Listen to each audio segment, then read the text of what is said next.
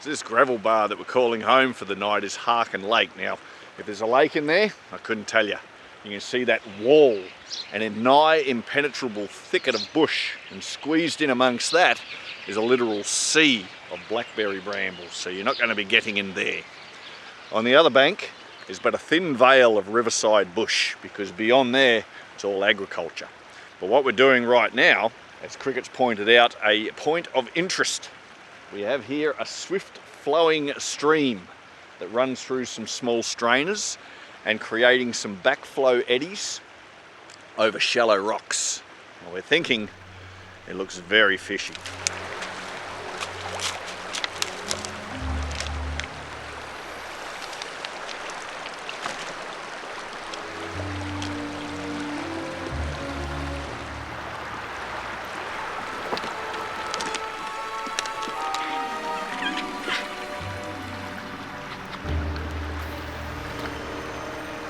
Our initial choice to cast yields no response, so we switch spots and rods.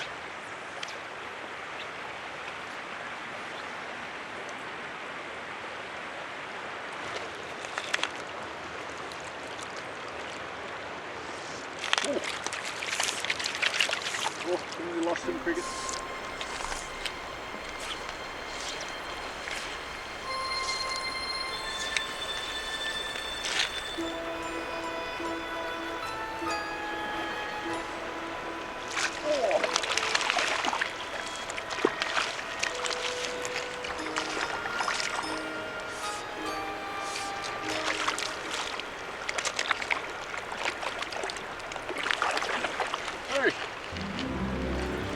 Quick release.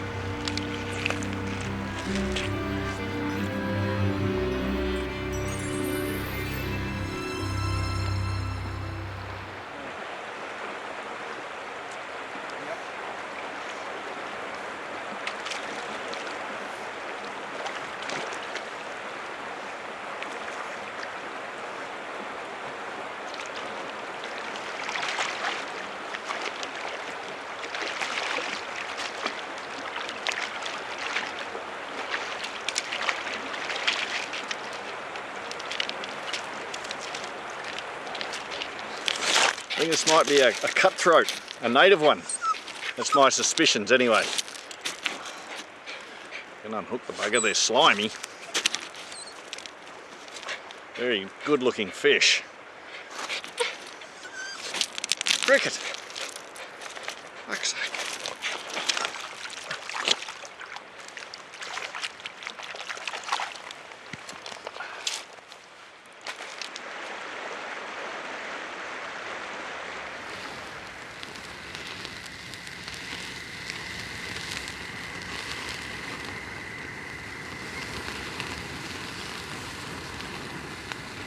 Fire might be a bit aggressive.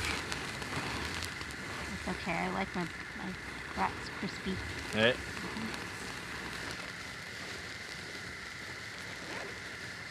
How many brats are you having? One? 1.5. Okay. Thanks for cooking. Good dinner. You're very welcome. You know, I might bulk mine out with a little bimbo blanco. Mexican bread. Mexican bread. Mm-hmm.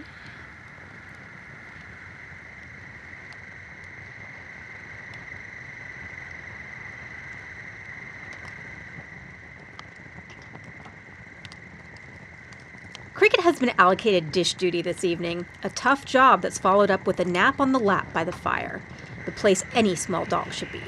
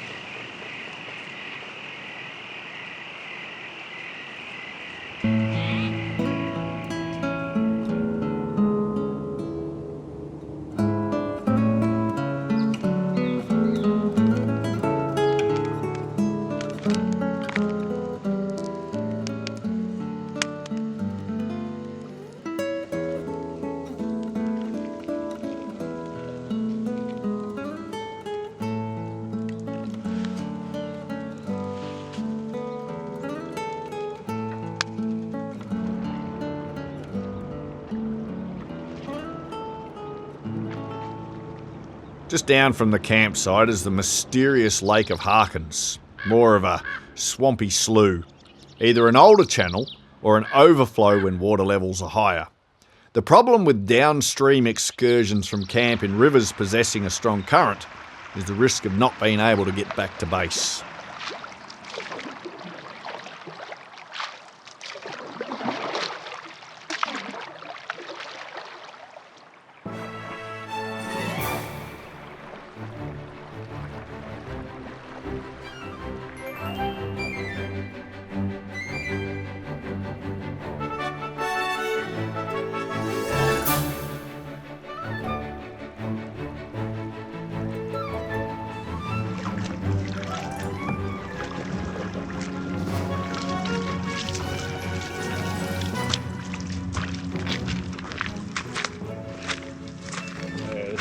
Much better landing.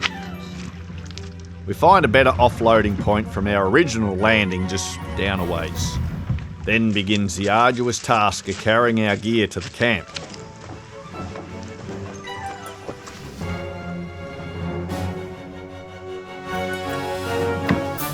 Once those jobs are done, Cricket and myself take a stroll across the island in the name of exploration.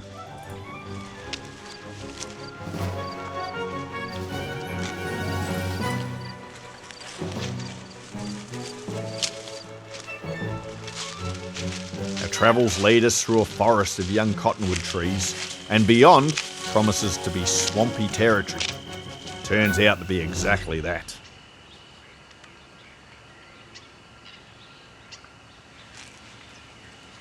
Some quiet observations are in order, which soon pay off, with the appearance of a creature that could only be a beaver, cautiously watching us from the safety of the watery muck. Luckily, a camera magically appears to document the event. Quietly continuing our surveillance, we see yet another, albeit smaller specimen, travelling across the pond where it hauls out onto a log for a scratch.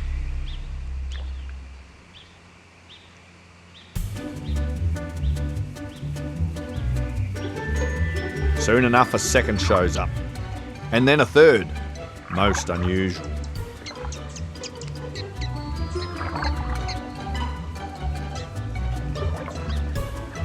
Once a fourth one joins its friends, we get a good look at a rat-like tail that brings the likelihood of these being baby beavers into serious doubt. Now we know this is a beaver, but you can see the similarities. Beavers are an iconic animal exclusive to the Northern Hemisphere, but not just to North America, with a species occupying Europe. They're well known for their distinctive paddle-like tail, absent on our mystery rodents we're currently looking at. A creature that could be mistaken for a beaver in the water is the much smaller muskrat, its ratty tail having a flattened end, aiding with its propulsion through its very liquidy habitat. Muskrats are active both during the day and at night, though I've rarely seen them out of the water. Generally, such activities take place in their lair, which in this case is an overturned aluminium dinghy. I've also never seen them congregate in such large numbers. A second probability for the rookie is the river otter. These characters are not rodents and are in the weasel family. Their high level of activity and behaviour make them quite distinctive. As the Willamette flows through such a populated region of Oregon, cell reception is more hit than miss, and a quick Google search by Wilms unlocks the mystery. The koipu, or nutria, is an invasive species hailing from South America and has been introduced to Europe, Asia and North America. These specimens are likely young ones, as they can grow to be up to 20 pounds in body weight. as we can see here.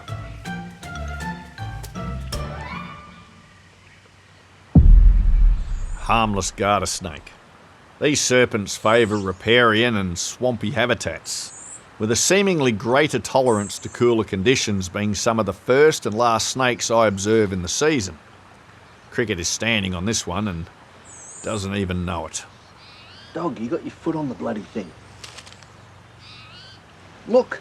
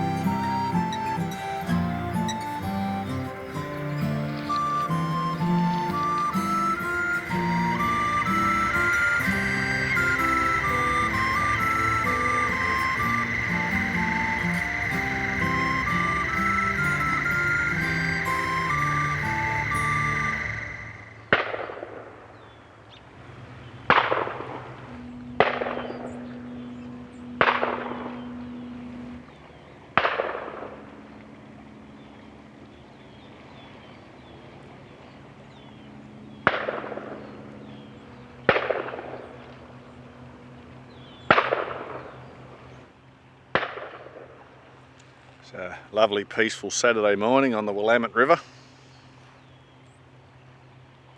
It's been going on for about an hour.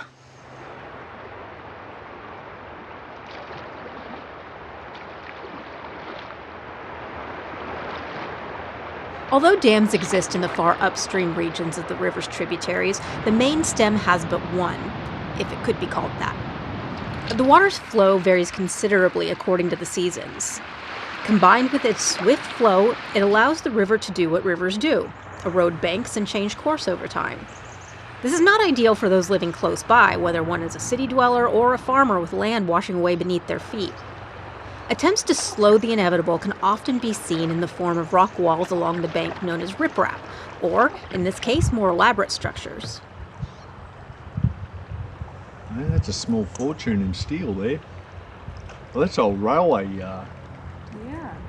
line, I think.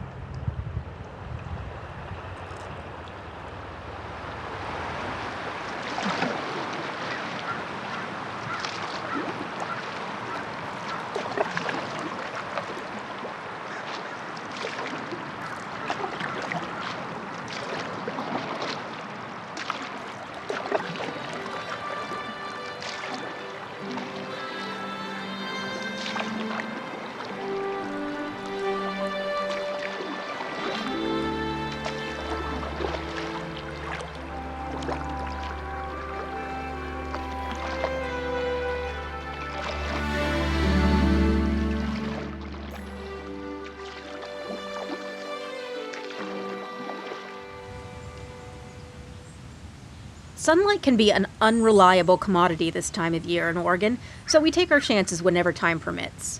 Cricket is also a solar-powered creature and enjoys a little recharge on the gravel. Our camp, according to the map, is Beaver Island, although one source contested that as a misprint.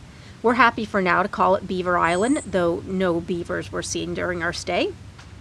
It does have a nice little hideaway cut into the willows for some shade once the solar energy levels have recharged. So tomorrow we're going to be passing through the town of Corvallis, and hopefully there, since it's a bigger town, we can stock up on some more fresh food and any other essentials we need, batteries and whatnot. And then it looks like we've got some pretty nasty weather coming in over the next week, week and a half. So a few good days and then some pretty nasty days. So we got to make a plan for that. Got to make sure we're all stocked up, get some good stuff, maybe like some soup and hot chocolate for those days stuck in the tent.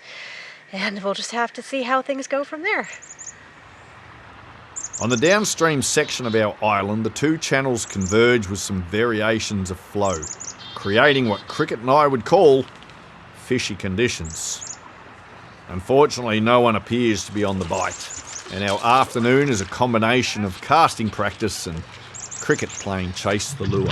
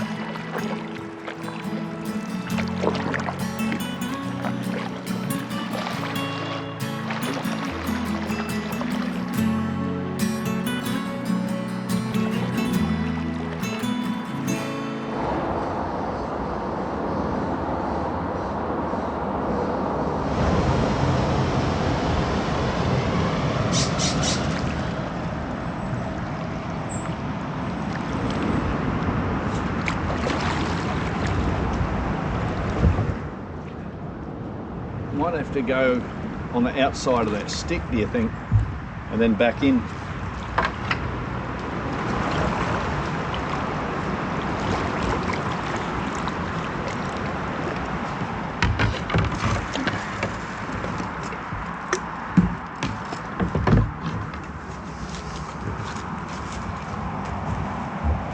On our arrival in the city of Corvallis, Cricket and myself are once again allocated the task of guarding our little red boat and effects, whilst Wilms ascends through a riparian jungle to find supplies in a concrete one. There's a grocery store in there somewhere, a handy task for an iPhone.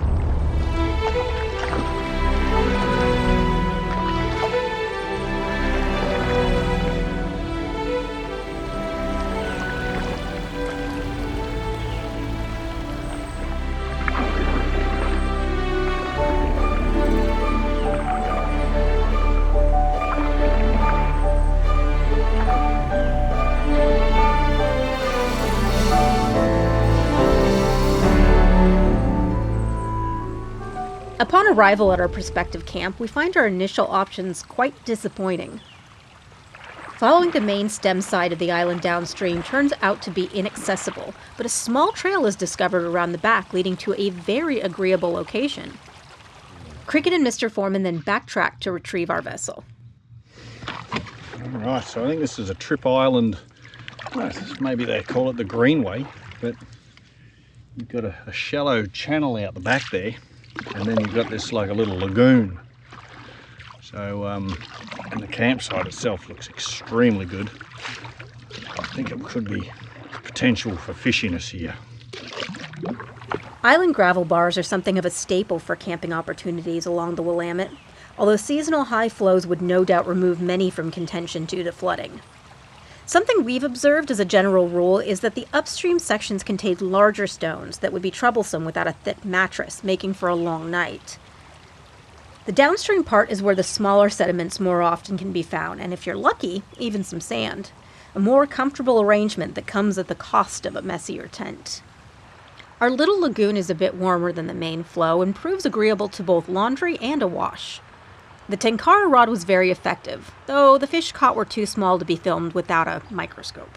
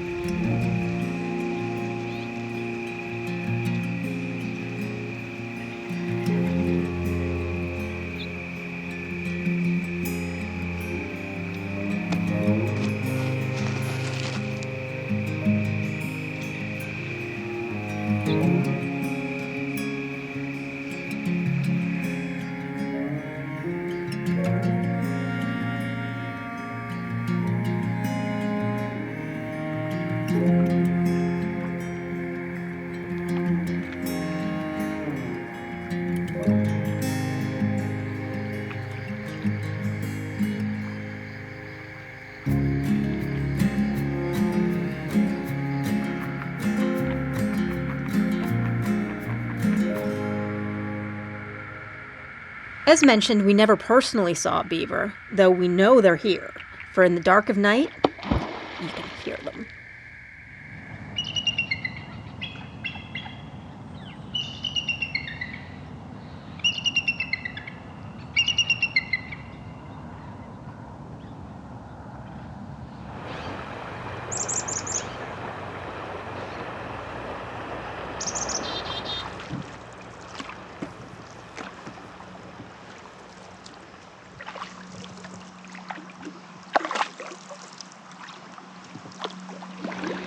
Bit of a muggy, sort of a cloudy day, as Wilms has already touched on. There could be some bad weather moving in. We're only in Corvallis yesterday, but we're going to go through a town called Albany, which hopefully we can stock up our water supplies and we'll have another trash dump and then move on.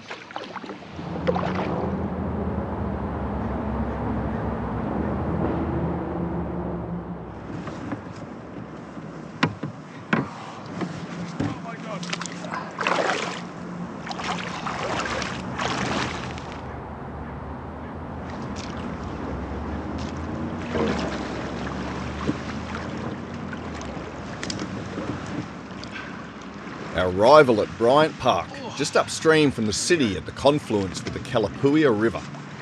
Cricket's back on the job, watching the boat. Wilms manages to find water and returns with quite a load in good time. More liters. Putting us back on the river and on our way.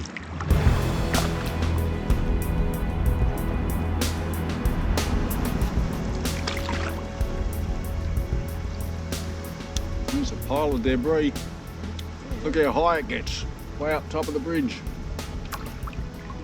While some folk may say those clumps of sticks are the nests of ospreys, I'm going to double down and say it's evidence of the Great Flood of 2020, which most Oregonians would say never happened. Be sure to join us for part 3 of our journey down the Willamette.